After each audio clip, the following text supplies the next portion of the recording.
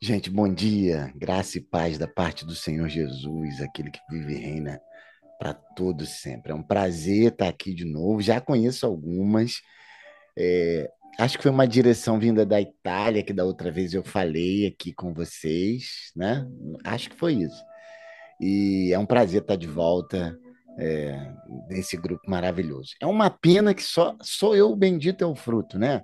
Os homens não estão aqui. A gente precisa trazer os homens para cá, né? Para a gente estar dividindo, porque senão as mulheres ficam num patamar tão diferente, inclusive espirituais, e aí a gente fica lá embaixo, né? Então eu acho que eu estou com essa missão de capacitar esses homens para estarem juntos aqui com a gente, né? Mas é um prazer, eu louvo ao Senhor. Acho que tem algum iPhone que está ligado aí que me tirou de cena, mas, mas eu louvo ao Senhor. Gente, tem. Vocês estão me ouvindo? Então, beleza, então eu vou falar. É um prazer estar aqui e eu quero dizer para você que quando o Joyce me convidou, eu fiquei em oração para saber o que a gente ia dividir. E alguns dias atrás, Joyce me pressionou, falou: E aí, pastor, o senhor ainda não me disse qual é o tema? E naquela noite eu fiquei algumas horas conversando com a Priscila na câmera, né? Por câmera, e a gente estava falando sobre O Segredo, né? Aquele livro que virou sucesso, não sei se é nos Estados Unidos também, na Inglaterra, mas aqui no Brasil virou uma febre, né? Então a gente ficou conversando sobre o que era o segredo, né? E qual era a diferença do segredo, qual é a diferença que move o universo, né? O que move o universo, né? Há um ditado popular no Brasil que diz assim: o universo conspira ao nosso favor, né? Mas a Bíblia traduz isso dizendo assim: todas as coisas cooperam para o bem daqueles que amam a Deus, né? É a tradução desse ditado popular da Bíblia. Então a gente ficou pensando, maturando sobre isso, né? E chegamos à conclusão de que tudo isso é um nome que é dado, é o nome de Deus que é dado de forma diferente, né?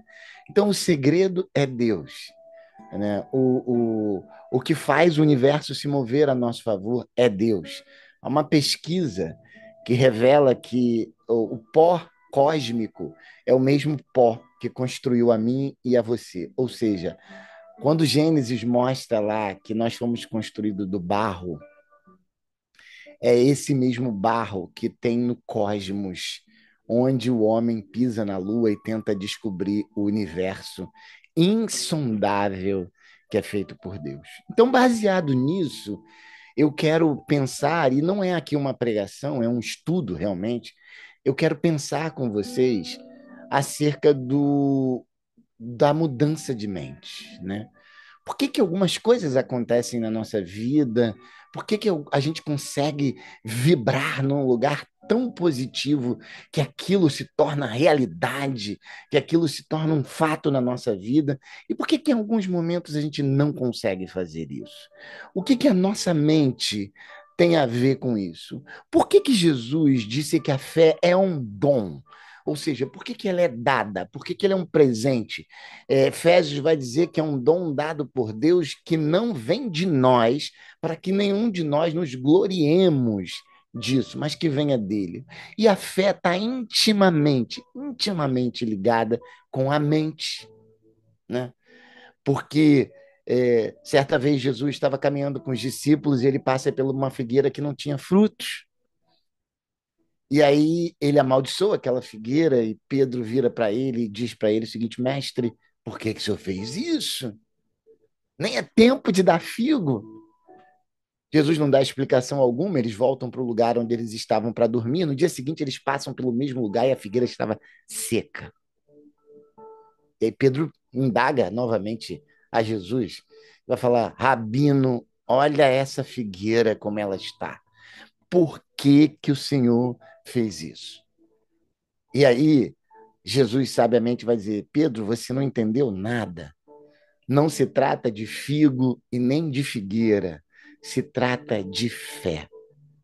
E se você tiver fé do tamanho de um grão de mostarda e disser para aquele monte, pule, ele não vai poder resistir e terá que pular.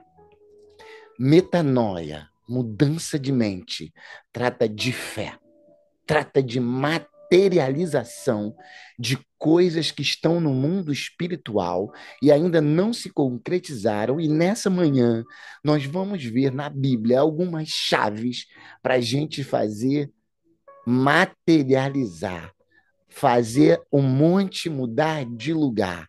Então, queridas, não se trata de figo e nem de figueira. Se trata de fé. Sobre a mente a gente vai tratar, sobre as palavras, sobre o que a Bíblia fala sobre mente. E eu quero começar falando de um versículo que Paulo escreveu aos Coríntios na sua segunda carta, no capítulo 5, versículo 17. Se você quiser anotar e acompanhar aí na sua Bíblia, diz assim: assim, se alguém está em Cristo, é nova criatura.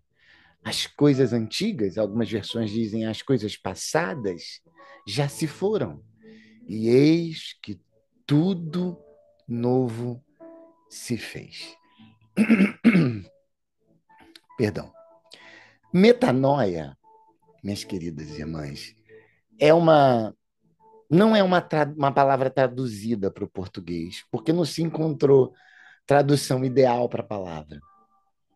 Metanoia é uma transliteração da palavra metavoia do grego. E ela foi traduzida muitas vezes na Bíblia como arrependimento. Embora a gente sabe que o significado de metanoia seja mais abrangente do que o arrependimento que a gente conhece secularmente, né? Então, no português, arrepender-se está muito ligado à reação emocional por se ter cometido um erro, por se ter cometido algo que não é bom. E aí se tem a expressão metanoia, que representa uma mudança na forma. Alguém chamou aí? Não, não.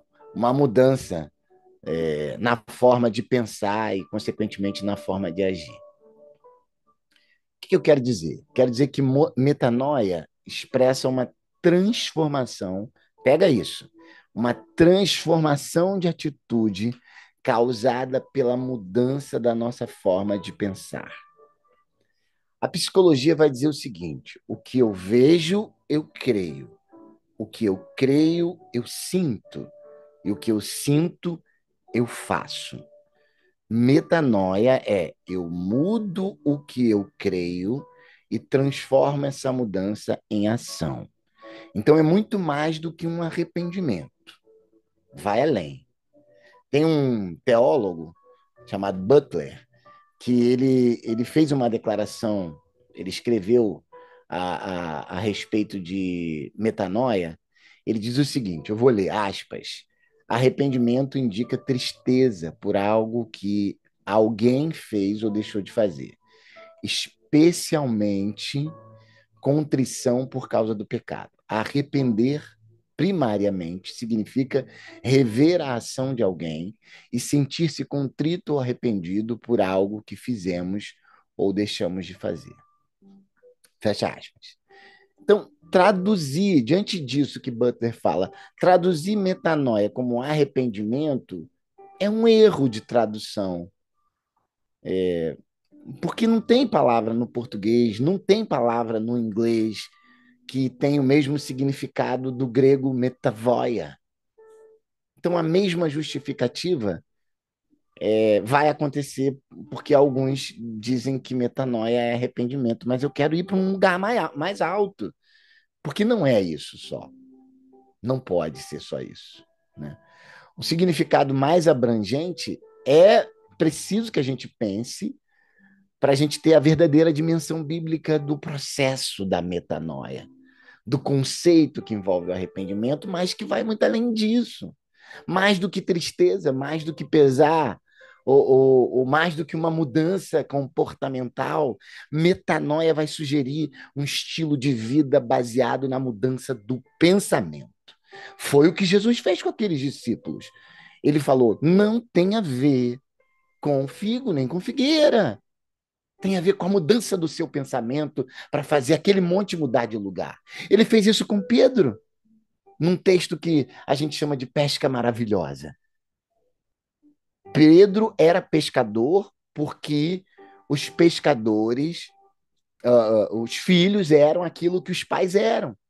Então Pedro era pescador porque o pai de Pedro era pescador, porque o avô de Pedro era pescador, porque o bisavô de Pedro era pescador. E a Bíblia vai dizer mais que Pedro não era um simples pescador, que Pedro era um empresário da pesca. Mas a Bíblia também diz que Pedro tinha tentado pescar aquela noite inteira e não tinha conseguido pescar absolutamente nada. E aí Pedro já estava indo embora. Ah, pastor, mas a Bíblia não diz que Pedro estava indo embora. É, a Bíblia não diz que Pedro estava indo embora, mas a Bíblia diz que Pedro estava dobrando as redes. Um pescador, quando está dobrando as redes, está indo embora. Ele tinha desistido. E aí Jesus chega e preste atenção, a metanoia de Pedro, ouça isso. Não acontece quando ele vai lá e joga a rede no lugar que Jesus disse e pesca tanto peixe a ponto do barco quase ir a pique. Não. A mudança na mente de Pedro, para que Pedro voltasse a um lugar que ele não conquistou nada a noite toda, começa na conversa com Jesus. Jesus chega para Pedro e fala assim: chega aí, Pedro. Cara, deixa eu conversar uma parada contigo séria. É o seguinte, você tem que voltar lá. Cara, tu já imaginou a cabeça do empresário Pedro, cujo pai também era pescador, cujo avô também era pescador, cujo bisavô também era pescador? Pedro chega para ele e fala assim: não, peraí, cara. Teu pai é carpinteiro, porque provavelmente seu avô era carpinteiro. Eu entendo de peixe. Tua família não entende muito de peixe, não. Tua família compra peixe comigo, pô. Há uma necessidade ali de Jesus mudar a mente de Pedro. Se a mente de Pedro não tivesse mudado, ele não ia dizer para Jesus: tá legal, eu vou voltar sob a tua palavra, debaixo da tua palavra.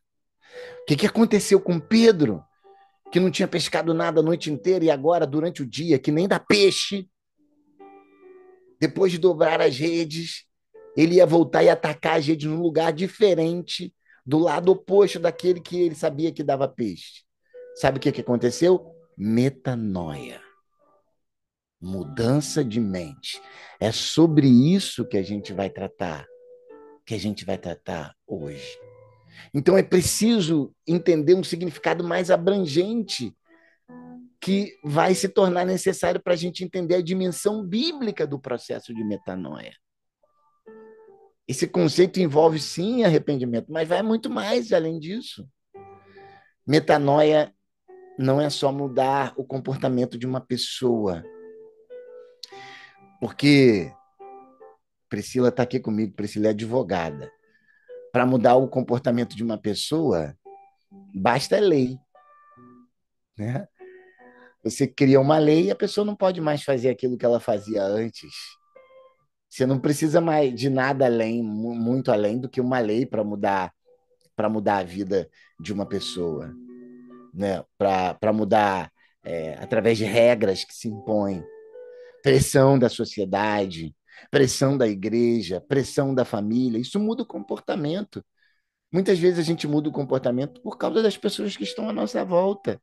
Então, metanoia não é uma simples mudança de comportamento pelas pressões da vida.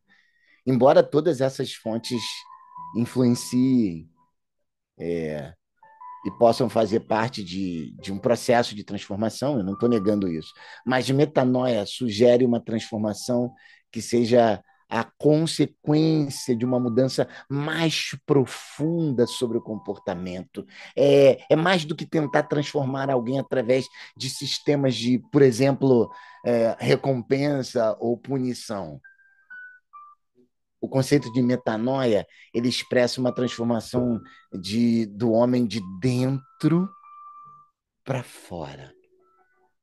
É uma mudança que acontece na mente. E essa mudança que acontece na mente, consequentemente, vai mudando atitudes e ações dessa pessoa. Essa transformação eu encontrei no Evangelho de Jesus o tempo inteiro. Essa tentativa de Jesus mudar a mente das pessoas, para que as pessoas sejam prósperas, para que elas sejam mais felizes, para que elas sejam integrais, para que elas tenham uma noção da vida em amor muito diferenciada da experimentação que a gente acaba tendo dia a dia na nossa vida. E eu peguei alguns personagens bíblicos que acabam falando sobre isso. Vou começar a falar de um deles, que é João Batista. João Batista prega metanoia. No Evangelho de Marcos, no capítulo 1, versículo 4 e 5, a gente lê que João Batista pregava e ele realizava. Diz assim, ó, Marcos 1:4. Apareceu João Batista no deserto, pregando o batismo de arrependimento para remissão de pecados. Saíam a ter com ele toda a província da Judéia e todos os habitantes de Jerusalém, confessando os pecados. Eram batizados por ele no Rio Jordão. João veio preparar o caminho para Jesus, endireitando as veredas tortas que o povo escolhido andava, né? E como é que ele fez isso? Como é que ele buscou fazer isso? Através de uma mudança de mentalidade. O discurso de João, as práticas de João eram incomuns. Ele comia gafanhotos. Quem comia gafanhotos? Ele ficava isolado, ele se consagrava o tempo todo. Eram tão incomuns que os homens da sinagoga, os maiores da sinagoga, os rabinos, não conseguiam entender a vida que João Batista estava levando. Era uma nova realidade espiritual. E eu penso que não havia forma de preparar o caminho do Senhor sem que houvesse uma ruptura com a forma de pensar no sistema religioso corrompido pelo homem. Como Jesus voltaria, como ele apareceria, como seu ministério chamaria atenção se ele não rompesse com os principais da sinagoga. Então, aquele que anuncia a chegada dele, aquele que é precursor dele, que é seu primo, filho de Isabel, irmã, é, é, parente de Maria, ele não podia vir de outra forma, porque se ele viesse na catedral, não faria tanto efeito. Aliás, me veio aqui agora, me lembrei que a metanoia é algo que não tem desligação, né? O desligamento é algo que está sempre muito embutido uma coisa na outra. Eu lembrei de que Jesus, quando nasceu, ele nasceu num lugar onde nasciam os animais e ele foi colocado numa manjedoura. Manjedoura é como se fosse uma cesta de vime, que no Antigo Testamento eram colocados os animais que seriam levados ao sacrifício divino para perdoar os pecados. Jesus, quando nasce, é colocado na manjedoura, porque ele é o último cordeiro. Ele é o cordeiro pascal, ele é o cordeiro santo, ele é imaculado, ele não tem defeitos. Então está tudo interligado. Então não haveria melhor caminho para ser preparado para Deus senão quebrar aquilo que já vinha acontecendo. Quando João Batista pregava o batismo de arrependimento, e ele fazia isso para remissão de pecados, a expressão arrependimento é exatamente a palavra metanoia do grego. que não significa só deixar de sentir uma dor ou arrepender por algo mal que eu fiz, mas significa mudança de mente. O que João Batista está dizendo é preciso mudar a nossa mente. A gente não pode ficar com a mente da sinagoga. Daí a gente entende a importância da metanoia na nossa conversão. Quando a gente deixa o velho homem, a velha mulher, e passa a agir com novos princípios. E as nossas atitudes passam a ser outras, porque há uma metanoia, uma mudança de mente. Jesus também pregava metanoia. Em Mateus, no capítulo 4, versículo 17, Jesus vai falar: daí por diante passou Jesus a pregar e a dizer: arrependei-vos, que é metanoia no grego, porque está próximo o reino dos céus. Essa é a primeira pregação de Jesus. Ele sai do deserto, onde foi tentado por Satanás. Após ter vencido a tentação, Jesus volta para Galiléia, começa a sua pregação contundente, ordenando que haja mudança de mente, porque o reino de Deus está próximo. Jesus fala: não dá para entrar no reino com essa mente que a gente tem. Para entrar no reino é preciso mudar a mente. Jesus está interessado em que as nossas vidas sejam transformadas, porque a vida eterna é mais do que escapar do inferno. Jesus veio para nos reconciliar com Deus, a fim de que possamos ter com Ele um relacionamento entre pai e filho. É o que diz Romanos, no capítulo 5. Começa a dizer assim. É o que diz Mateus, no capítulo 6. Ele disse que veio para nos dar vida. Mas ele não disse só isso, ele disse: eu venho para dar vida e vida em abundância, de João, capítulo 10, versículo 10. Uma vida que flui do interior, águas vivas que fluem do interior, porque ele habita em nós. Paulo fala isso no capítulo 3 de Coríntios. Uma vida que flui como rios de água viva vindos do nosso interior, por causa da fé que temos no Filho de Deus. João capítulo 4 corrobora com isso. Uma vida que é baseada em princípios tão poderosos, profundamente transformando o nosso pensar e que mudam o nosso ser, o nosso estilo de viver. Paulo corrobora comigo em Romanos, no capítulo 12. Jesus, então, estabelece que é preciso uma mudança de mentalidade que vai muito além da proibição do certo e de errado. Vocês estão entendendo isso? Não é eu posso fazer ou eu não posso fazer. Não tem a ver com isso. Não tem a ver com esse tipo de pode, não pode. É claro que a metanoia também significa abandono de algumas práticas que não estão legais diante do olhar de Deus, mas metanoia não busca a sua força na retidão humana, entendam isso, mas na capacidade do homem de fazer o que é certo, ou no merecimento de alguns que conseguem evitar a aparência do mal. Não é isso. Metanoia surge da ação profunda de Deus na vida de uma pessoa. É um chamado à conversão, é um chamado para a sua total rendição, é um comprometimento com a vontade de Deus, é transformação. E essa transformação acontece porque talvez a percepção pessoal do amor de Deus esteja distorcida. E quando eu mudo a mente, essa percepção de amor é inquestionável. Ele me ama, não porque eu mereço ser amado, mas por graça. Por favor, que eu não mereço. Porque quando eu compreendo na minha cabeça que está separado de Deus é o mesmo que está morto, vivo, eu quero mudar a minha mente para trazer Deus para a minha vida. Porque estar ligado a Deus significa que você é único. Porque o propósito, queridos, da nossa vida só é possível ser descoberto em Deus. Você entende que os planos dele são melhores que os seus.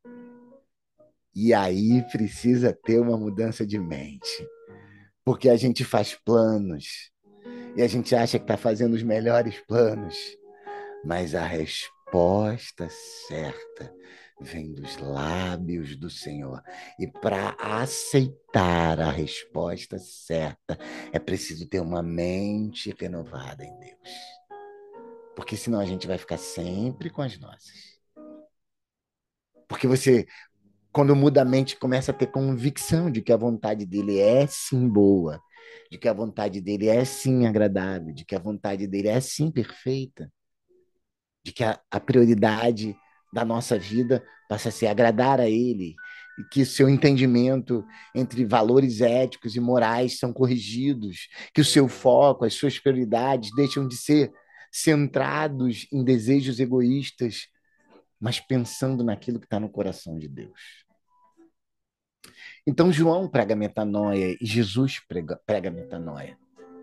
Mas Pedro também prega metanoia. O mesmo Pedro que questiona lá da, da, da árvore seca, da figueira, o mesmo Pedro que teve que mudar a mente para ter a pesca maravilhosa, esse mesmo Pedro também prega metanoia. Ele também fala sobre isso. Ele diz que a transformação da mentalidade é necessária no processo de conversão para que a gente tenha seja genuíno em Deus. Travou. Mas seja genuíno em Deus. Ao ser questionado a respeito do que fazer após ouvir a mensagem do Evangelho, Pedro responde em Atos dos Apóstolos, no capítulo 2, versículo 38 até o 40, arrependam-se e cada um de vós seja batizados em nome de Jesus para a remissão dos vossos pecados e recebereis o dom do Espírito Santo. A consequência dessa mudança de mentalidade é a conversão genuína na nossa vida. E aí vem o batismo, na sequência de um marco de decisão de entregar a vida a Deus, a expressão simbólica da decisão de morrer para o mundo e de viver para o nosso Abba, para o nosso papai. E aí, queridos, tem algo que é muito profundo. É a experiência, o significado dessa experiência. Se não houver o processo da mudança da mentalidade, jamais a gente vai entender o que é nascer de novo. E é isso que impacta a Nicodemos, na conhecida passagem em que Jesus fala para ele: é preciso que você nasça de novo, Nicodemos. João capítulo 3, né? Nicodemos fica perplexo com aquela declaração e pergunta para Jesus: como é que isso é possível? Eu vou ter que voltar para o ventre da minha mãe? Então Jesus começa a dizer sobre a necessidade da mudança de pensamento. E aí tem uma outra chave que a gente precisa entender para compreender metanoia. Mudança de pensamento não é uma questão de informação, não é uma questão de sabedoria humana. Veja, mesmo sendo um mestre em Israel, Nicodemos não consegue compreender o novo nascimento de imediato. E aí Jesus precisa usar com ele de misericórdia, não dispensa Nicodemos. O Evangelho de João vai declarar que Nicodemos participou do enterro de Jesus juntamente com José de Arimateia. A gente não tem, é óbvio, um relato bíblico sobre isso, mas eu acredito firmemente que Nicodemos tenha se tornado um discípulo de Jesus. Porque aquilo que estava acontecendo, aquela mudança de mentalidade de Nicodemos, era uma obra do Espírito Santo, senão ele jamais conseguiria compreender o nascer de novo. Não é difícil a gente ver pessoas que são criadas num lar cristão, acostumadas a frequentar a igreja, têm até um certo conhecimento bíblico, mas que ainda não experimentaram a metanoia de Deus. Você conhece alguém assim? O cara viveu na igreja, mas tu olha para a vida dele e fala: não, não, não tem metanoia aí, né? Ele mantém um estereótipo de crente, né? A pressão da igreja, da família, para que ele seja um, mas se distancia muito das práticas que Jesus orienta, né? E que, repito, não são práticas da lei, são práticas do coração e, portanto, da mente. São práticas que a gente sabe decor. Decor é uma palavra que também vem do grego, que não significa decorado, mas decor, cor de coração. Né? Então, quando a gente decora, quando a gente sabe algo de cor, não é que a gente sabe algo da mente, mas é porque a gente sabe algo do coração. E olha que interessante, os gregos achavam que a mente estava no coração, que a gente pensava com o coração e não com o cérebro. E daí vem o decorar. Decorar. Eu decorei esse versículo. O que significa? Que ele está no meu coração. Um decor, decoração, decorado no coração. Então, mudança da mente é mudança de coração. Não é, entende? Não é uma coisa que está escrita na lei, é algo que precisa mudar no seu íntimo. É algo que precisa mudar no seu coração. Paulo também prega metanoia. Atos dos Apóstolos é uma continuação do Evangelho de Lucas. Lucas escreve Atos dos Apóstolos, né? E no capítulo 17, e é engraçado, né, que Paulo é citado no livro de Atos o tempo inteiro, mas ele não é reconhecido como apóstolo. Aliás, Paulo precisa o tempo inteiro nas suas cartas firmar o seu apostolado, né? Então, na maioria das suas cartas, ele diz Paulo, apóstolo de Jesus Cristo, porque havia uma dissensão sobre o apostolado paulino, né? Então, em Atos, que é o mesmo rolo do Evangelho de Lucas, né? O mesmo original, não tem nenhuma vez o apóstolo Paulo sendo chamado de apóstolo.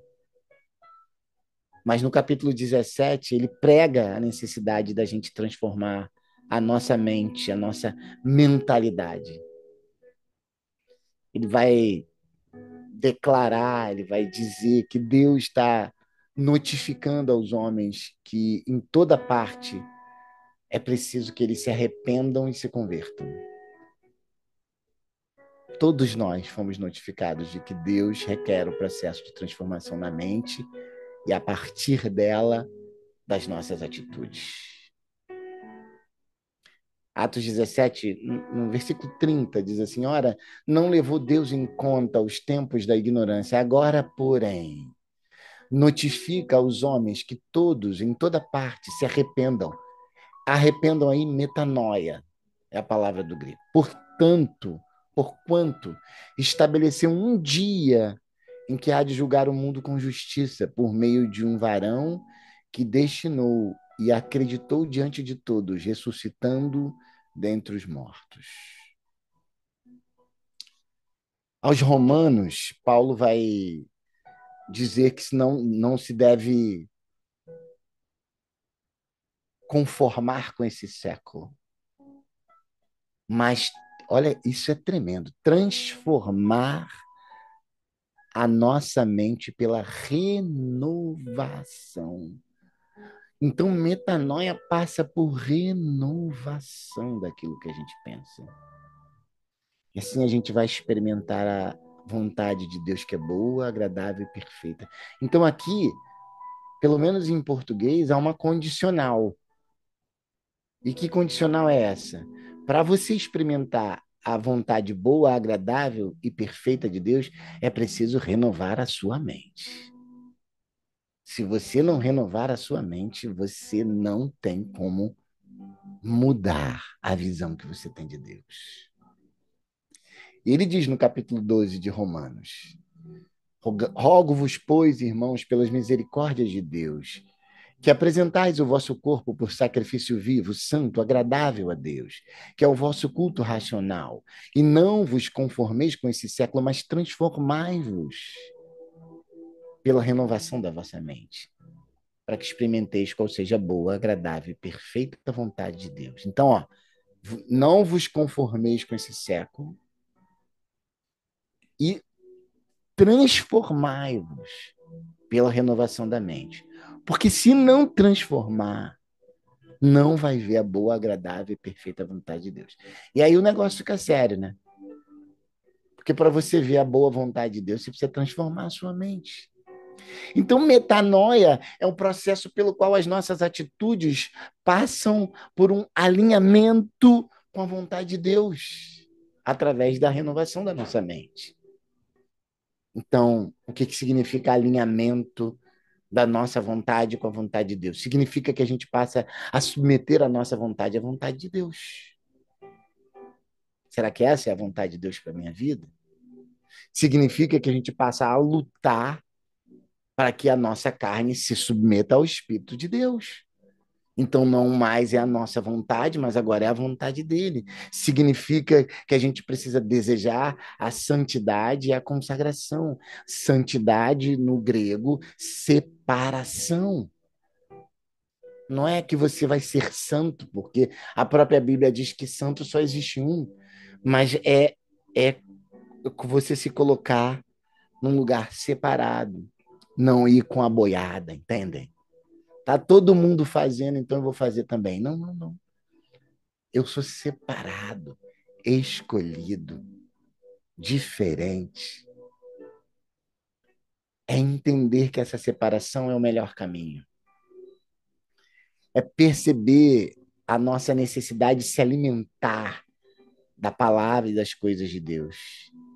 E é também perceber a necessidade de nos alimentar com a presença dele. Tudo isso é metanoia. Eu quero ressaltar também algo que é importante, é que Deus é o agente dessa transformação em nós. Porque aqui tem um detalhe que é importante a gente pensar, que é o seguinte: é óbvio que todo o processo de metanoia, todo o processo de mudança de mente requer um posicionamento nosso. É um posicionamento meu, é um posicionamento seu. Nós precisamos nos posicionar na nossa vida, diante das situações que acontecem, para que essa mudança de nossa mente reflita na nossa atitude. Eu não estou abrindo mão disso. Você não pode abrir mão disso. Há situações que eu e você que temos que fazer, mas o posicionamento precisa ser na direção do chamado. Eu pesquisei no dicionário teológico do Novo Testamento sobre o processo de metanoia. E eu quero ler o que eu encontrei lá. Abre aspas. Mas essa incondicional exigência não é alcançada pelo esforço exclusivo do homem. A mudança da mente não é alcançada exclusivamente pelo homem. Estou dentro da aspas agora. Em Mateus 18:3, Jesus mostra através do exemplo da criança o que converter, tornar-se um novo homem significa para ele. Ser uma criança significa ser pequeno, precisa de ajuda e ser receptivo a isso. Aquele que se converte torna-se pequeno diante de Deus, pronto para deixar Deus trabalhar em seu interior. As crianças do Pai Celeste, as quais Jesus proclamam, não aquelas que simplesmente recebem dele. Ele dá a elas o que elas não podem dar a si mesmas, diz Marcos 27. Essa é a verdade sobre metanoia. Isso é um presente de Deus, embora não deixe de requerer um posicionamento do homem. Fecha aspas disso que está no dicionário teológico do Novo Testamento.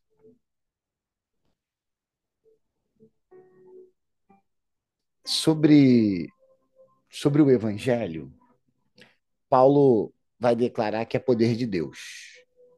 Ele diz: o Evangelho é poder de Deus para a salvação de todo aquele que crê.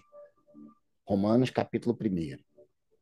O mesmo Evangelho que anuncia a vida eterna disponível a todos, mediante a fé, conforme diz João 3,16, que a gente sabe de cabeça, né? Porque Deus amou o mundo de tal maneira que deu o seu único filho para todo aquele que nele crê não pereça, não sofra, mas tenha a vida eterna. Porque Deus enviou o seu filho ao mundo para que não julgasse o mundo, mas para que o mundo fosse salvo por ele.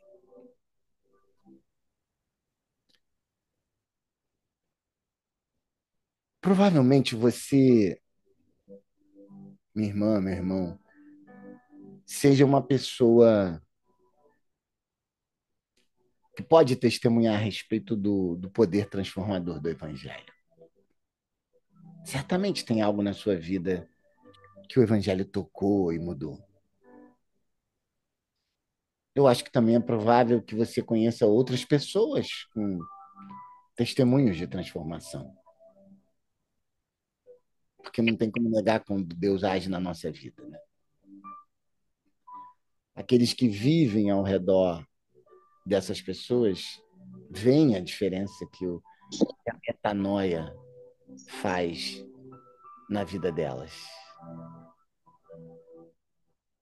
A Bíblia relata várias histórias de homens, de mulheres que experimentaram muitas transformações, grandes transformações através do poder de Deus. Eu acredito de verdade que um dos motivos dessas histórias terem sido registradas foi trazer a mim e a você inspiração e fé,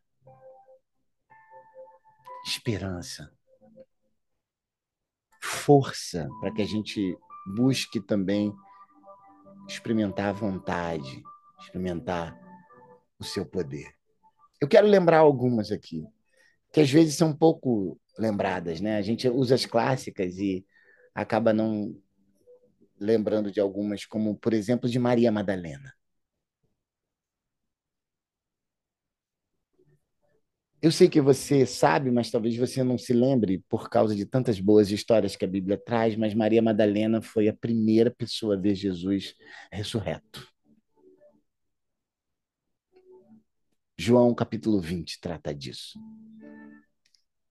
Maria Madalena estava presente no ministério de Jesus, e mesmo quando os discípulos ficaram com medo, até Pedro, que nega Jesus, né? Fala: não, eu não sou um deles, não. E aí um dos soldados diz: mas você fala como um deles? Fala: não, não, não sou um deles, não. E nega a Jesus, né? 3 vezes antes do galo cantar. Enquanto alguns desertaram, Maria Madalena sempre acompanhou a Jesus. Quando Jesus esteve diante de Pilatos, estava lá Maria Madalena. Quando ele foi maltratado pela multidão, ela estava lá. Quando Jesus foi crucificado, ela estava lá. Quando enfiaram a lança no seu dorso, Maria Madalena estava lá. Quando, quando foi declarada a morte dele, ela estava lá. Quando ele foi levado ao túmulo, ela estava lá. E porque ela não se separou nunca de Jesus, foi a primeira a ver quando ele ressuscitou.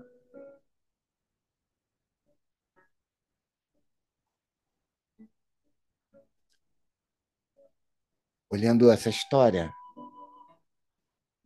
a partir das cenas finais, que pode parecer que Maria Madalena sempre foi uma mulher corajosa.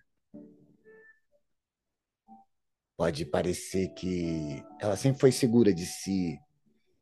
Pode parecer que Maria Madalena sempre foi emocionalmente estável, espiritualmente saudável, mas isso não é verdade. O Evangelho de Lucas, no capítulo 8, diz que Jesus libertou ela de 7 demônios.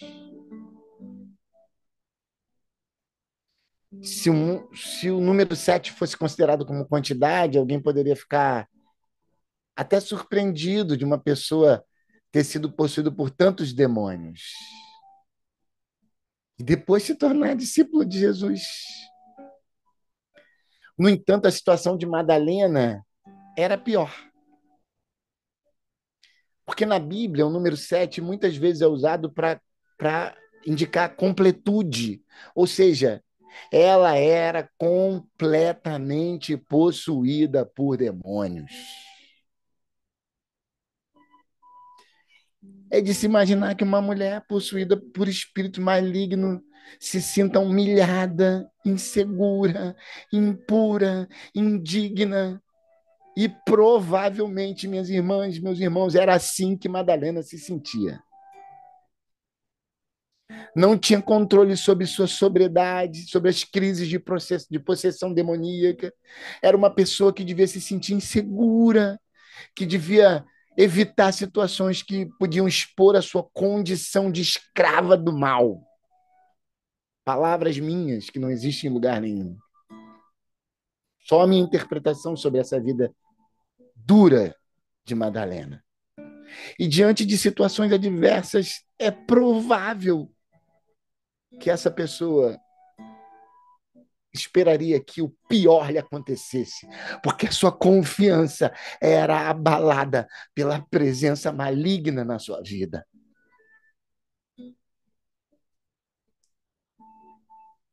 Mas Maria Madalena se encontrou com Jesus.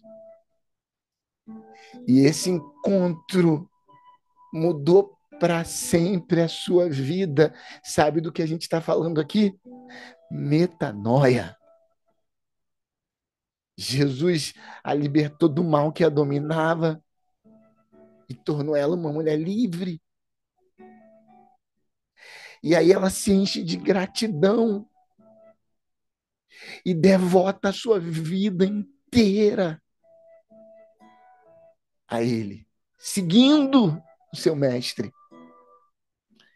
Madalena foi curada de muitas, muitas outras enfermidades na sua alma.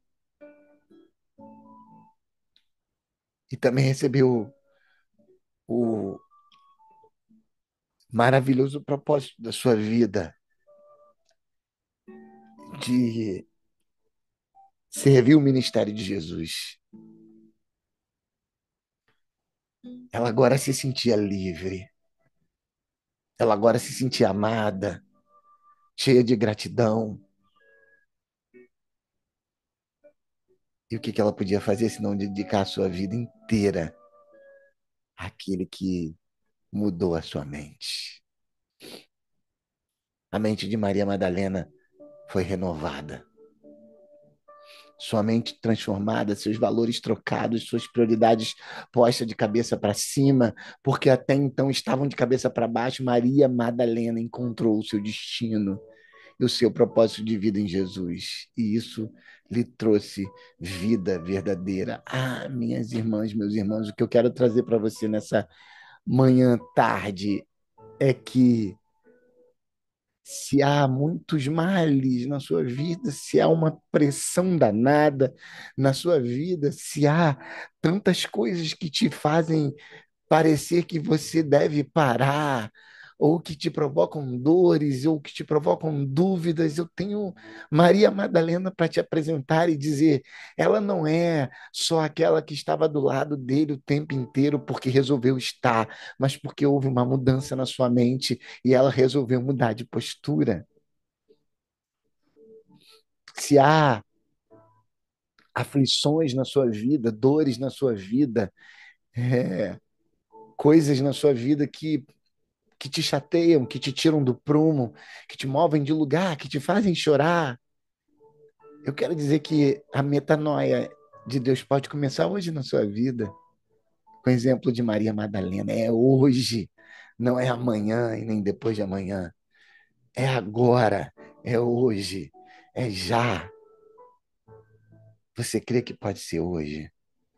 Você pode escrever o seu amém aí para eu ver que você crê. que pode ser hoje, que a mudança pode ser agora, que não vai mais demorar. Metanoia. Mas eu quero falar de outro personagem também. Eu quero falar do apóstolo Paulo.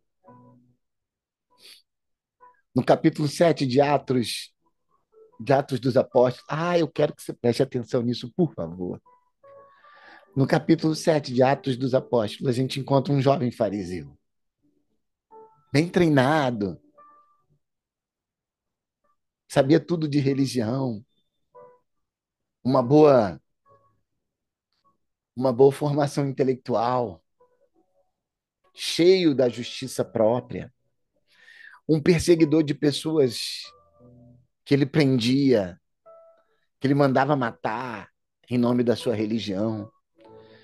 Um homem conhecido entre os cristãos pelas atrocidades que ele fazia, que era temido por sua falta de compaixão. Paulo era ruim, que até então ele era Saulo, um religioso radical. Atos capítulo 8 versículo 3 registra isso. Saulo, porém, assolava a igreja, entrando pelas casas e arrastando homens e mulheres, encerrava-os no cárcere. No capítulo 9 de Atos, vai dizer: Saulo, respirando ainda ameaças e morte contra os discípulos do Senhor, dirigiu o seu sumo sacerdote e lhe pediu cartas para as sinagogas de Damasco, a fim de que, caso achasse alguns que eram do caminho, assim homens como mulheres, o levassem presos para Jerusalém. Mas bastou Jesus se revelar para Paulo, confrontá-lo, que ele se rendeu totalmente à vontade do Salvador. Paulo era cheio de justiça própria, espírito de religiosidade. Foi quebrantado e passou a buscar relacionamento com Deus, ao invés de buscar no sistema religioso. Ele foi buscar um relacionamento pessoal.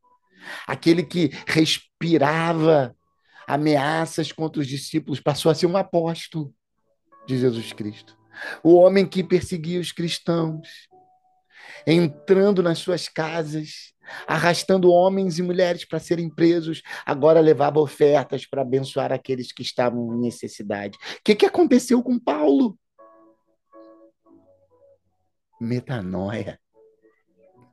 Sua mente foi mudada, seus valores foram trocados, sua identidade santificada, seu propósito redefinido conforme a vontade de Deus. Paulo experimentou metanoia. E na sua última carta,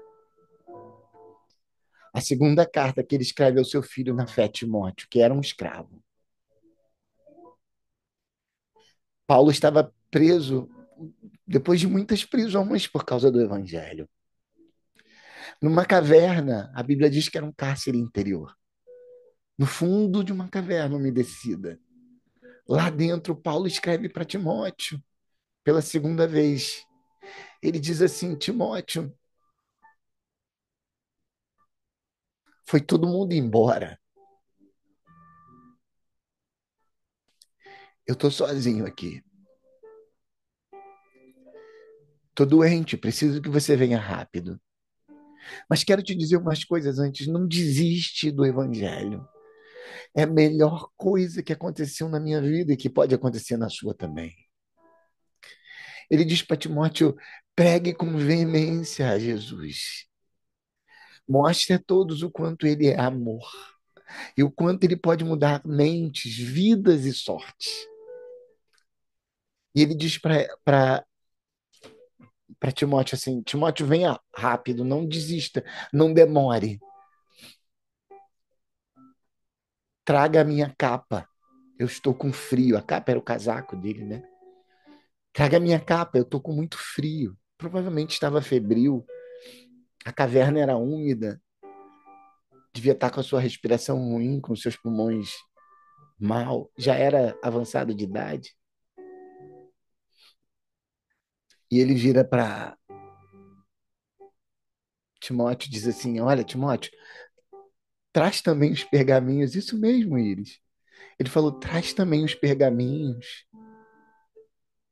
porque eu sinto falta de ler a palavra que transformou a minha mente. E todas as cópias que eu tinha aqui me levaram. E como no último suspiro, ele vira para Timóteo e diz assim: Mas Timóteo, se não der tempo, se quando você chegar aqui, eu já não estiver mais aqui, eu quero que você se lembre de uma coisa. Combati o bom combate, completei a carreira e guardei a fé. Fé, metanoia, mudança de mente. Essa carta de Paulo diz para nós o seguinte: ainda que a gente esteja preso em algum lugar, no nosso mundo interior, no nosso cárcere interior, na nossa mente, ainda que algo nos aprisione, não nos deixe ser livre, não nos deixe ser completo, não nos deixe ser grande, não nos deixe receber tudo aquilo que precisamos receber, ainda que isso esteja acontecendo com a gente. Há uma forma diferente de mudar a nossa vida, de mudar a nossa mente, de nos arrebentar os grilhões. Metanoia, fé, aquele que crê vai ser salvo, e essa palavra não se contraria.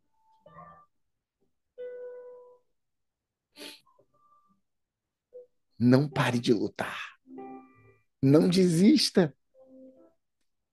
O que ele tem para você é o melhor, é o grande, é o mais do que pedimos ou pensamos.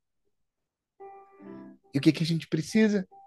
Metanoia, fé, combater o bom combate, porque quando estamos fracos, quando estamos no fundo do poço, quando estamos no lugar mau, só há um lugar para a gente olhar, é para cima.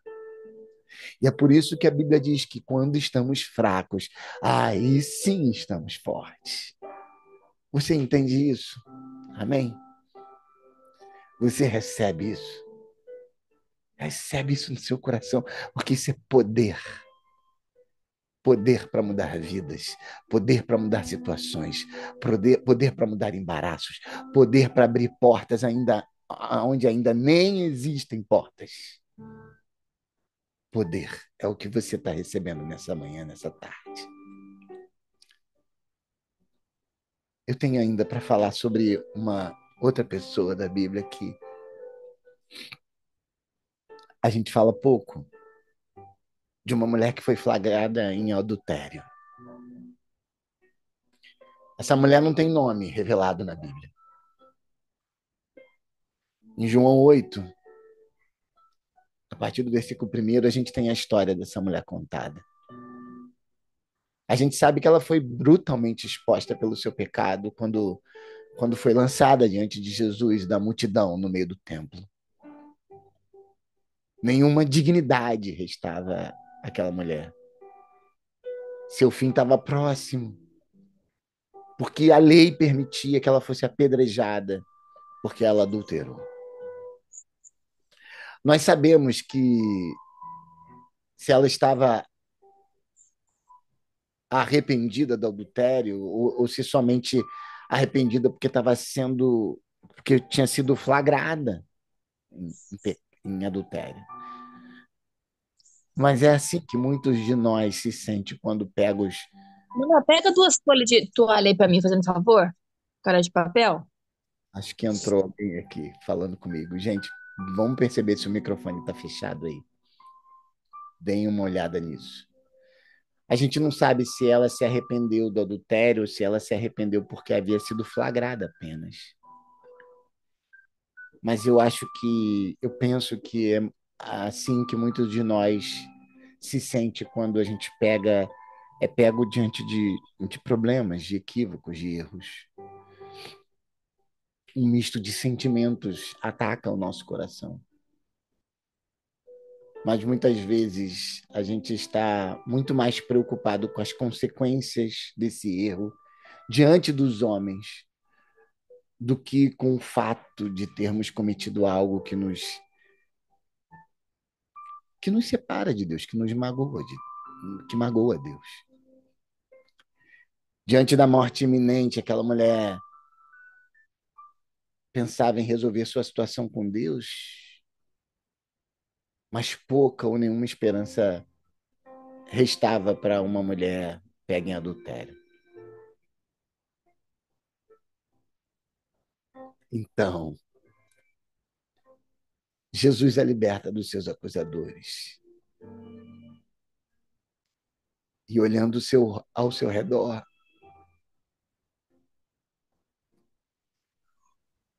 não tinha mais ninguém que, que pudesse acusar ela.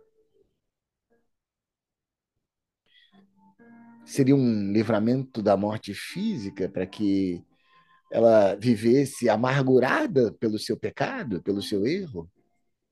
Seria uma oportunidade para que ela tivesse a liberdade de viver pecando? Eu acredito que não. Jesus declara o seu perdão sobre ela, liberta ela de toda acusação. Se os outros não poderiam acusá-la, porque eles mesmos haviam pecado, porque foi isso que Jesus falou: se alguém aqui não tem pecado, que atire a primeira pedra. O Filho de Deus, então, poderia, porque nele não havia pecado. Mas ele não fez. Jesus declarou: eu também não te condeno. Ele diz: eu também não te condeno. Uma vez perdoada do seu passado, faltava agora somente algo que mudasse o seu futuro, para que aquela mulher vivesse uma nova vida. Isso Jesus fez quando declarou: vá e não peques mais. Vá e não erre mais. Eu enxergo Jesus não somente liberando essa mulher de uma situação constrangedora, ou de uma situação que libertou ela, evitou que ela fosse apedrejada,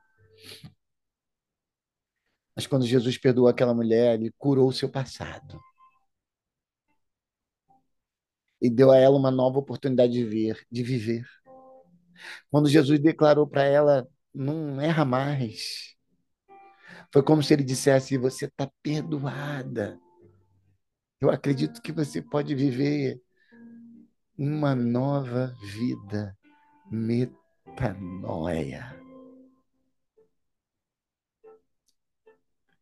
Jesus muda a nossa mentalidade quando pensamos que não há mais esperança por causa dos nossos erros, por causa daquilo que a gente viveu. Ele declara seu perdão sobre nós, mas não para que a gente simplesmente peque de novo, erre de novo. Jesus transforma a nossa visão sobre o futuro, para que nele a gente possa ter uma visão naquilo que vamos viver daqui para frente.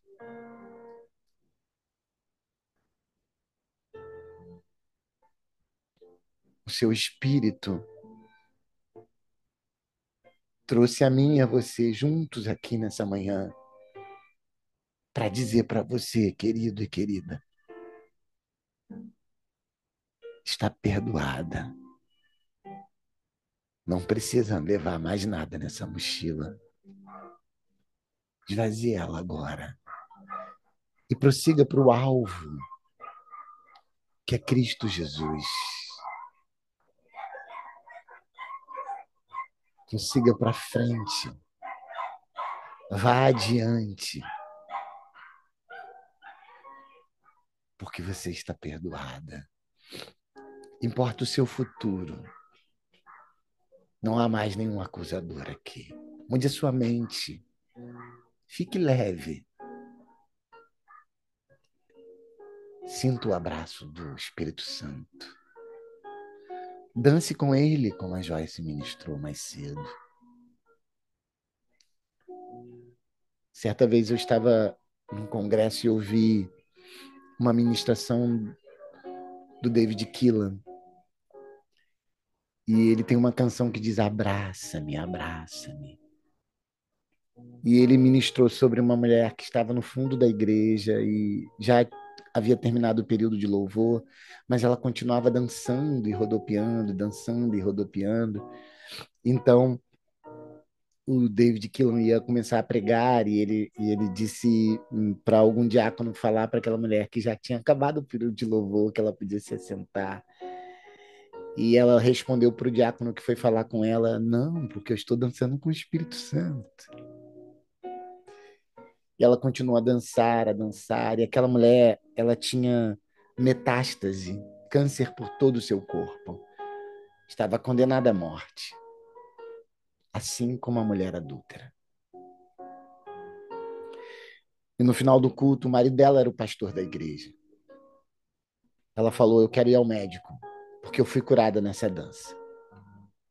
Queridos, quando eu ouvi aquilo, eu estava ouvindo essa história do David mesmo, né? Quando eu ouvi aquilo, eu não acreditei, eu confesso que duvidei. E aí ela foi ao médico, o médico dela falou assim, olha, quando a gente está nessa situação de metástase e que o câncer já está possuído o seu corpo, eu lamento te dizer, mas a gente tem algumas melhoras, mas não tem jeito mais. A medicina não pode te curar. E ela falou assim, doutor, eu quero que você peça todos os exames, porque eu fui num outro médico. Ele falou assim, que médico você foi? Eu conheço todos os médicos da cidade. E ela disse, eu fui num doutor chamado Rafá. Rafá, no hebraico, o Senhor que cura. É claro que ela não falou isso, eu estou falando para vocês. Ela só falou doutor Rafá. E ele disse, eu conheço todos os médicos dessa cidade, não conheço nenhum médico que se chama doutor Rafá. Ela falou, pois então faça os exames, por favor. E ele passou os exames, uma semana depois ela voltou lá, ele olhou os exames e ele fez a seguinte pergunta para ela: Eu quero conhecer o Dr. Rafá, porque você está curada. Sobre a sua vida nesta manhã, eu declaro a cura pelo Dr. Rafá, que te visita agora. Renova não só a sua mente, renova o seu corpo, renova as suas células. Aquelas células que estão doentes, nesse momento são renovadas, são curadas pelo mesmo Dr. Rafá, que cura a metástase do câncer. Eu faço isso no poder do nome de Jesus, aquele que renova a mente, corpo e alma, que faz metanoia. Coloca a mão no seu coração. Diga: eu recebo, eu acesso, eu creio. Quero falar de Isaías também. E eu vou cumprir meu horário, viu, Joyce? Não vou além mais tanto. Ah, que bom esse encontro, queridos. Eu posso sentir o Espírito Santo com tanta força nesse momento.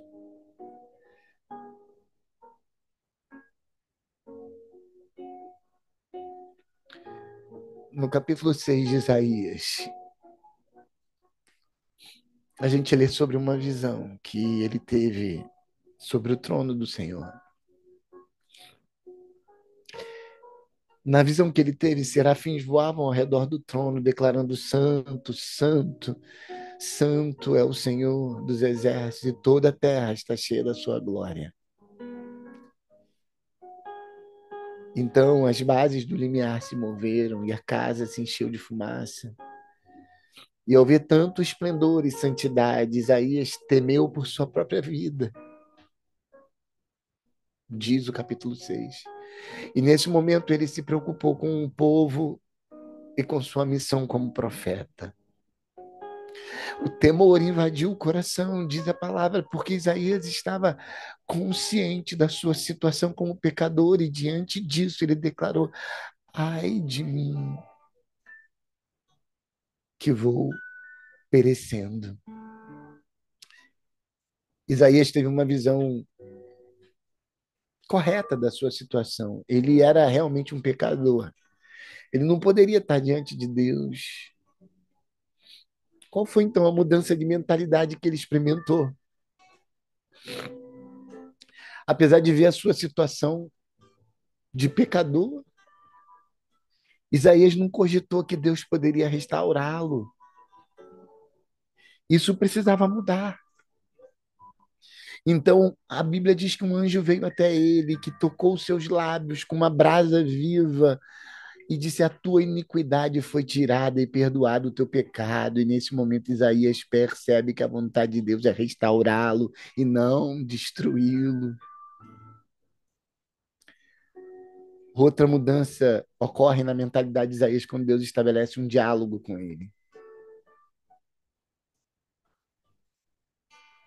Ele questiona: a quem enviarei e quem há de ir por nós? Isaías não percebe que Deus tem um propósito para a sua vida, ainda não estava claro isso. E ele transforma totalmente a sua perspectiva. Imediatamente você responde: eis-me aqui, Senhor, envia-me a mim. Eu tenho duas lições para tratar com você sobre Isaías. A primeira é que a mudança de mente muda as nossas palavras. Então, o que a gente precisa é de palavras positivas, de palavras boas, de palavras proféticas, de palavras que materializem os nossos sonhos, os nossos propósitos. Então, você não vai dizer eu não vou conseguir, você não vai dizer eu estou tá difícil, você não vai dizer não vai dar, você vai dizer eu vou tentar, você vai dizer eu não vou desistir, você vai dizer Deus é comigo, você vai dizer a porta vai se abrir. As suas palavras precisam mudar. Quando aquela tocha toca e queima a boca de Isaías, ele muda suas palavras. Ele começa a ter palavras positivas. E Deus aí pode enviá-lo às nações. É dessa maneira que a gente tem que mudar a nossa mente, pelo Espírito de Deus. Porque um, em algum momento o erro não, pelo fato do erro ter nos atingido, não significa que Deus irá nos destruir. Se chegarmos até Ele, nos humilharmos, nos arrependermos, permitindo que Ele nos purifique e que nos limpe de todo erro, a gente tem a nossa iniquidade retirada e nós somos perdoados. Primeira carta que João escreve, a gente lê: se confessarmos os nossos erros, ele é fiel e justo para nos perdoar e nos purificar de toda injustiça. Ao permitirmos que, quando a gente permite que ele nos purifique, há uma renovação na nossa mente que vai continuar. O processo de metanoia, queridas, queridos, não é estático, é dinâmico, é constante. Paulo vai dizer isso aos Romanos, no capítulo 12. E não vos conformeis com esse século, mas transformai-vos pela renovação da nossa mente, para que a gente experimente a boa, perfeita e agradável vontade de Deus. É constante a renovação. É constante a metanoia. Ela não para. E é assim que Deus vai revelando o seu propósito para a nossa vida. É assim que ele renova o nosso chamado. É assim que ele se revela para nós. É assim que ele vai nos chamando e cuidando de nós. Eu quero concluir dizendo que a transformação da nossa mente é exigida por Deus para que a gente possa compreender o seu reino. De João Batista a Paulo, passando por todos esses personagens que eu disse, é necessário entender que se alguém está em Cristo, nova criatura é. As coisas antigas já passaram. E eu declaro que tudo novo há de se fazer em sua vida. Que Deus te abençoe rica e abundantemente.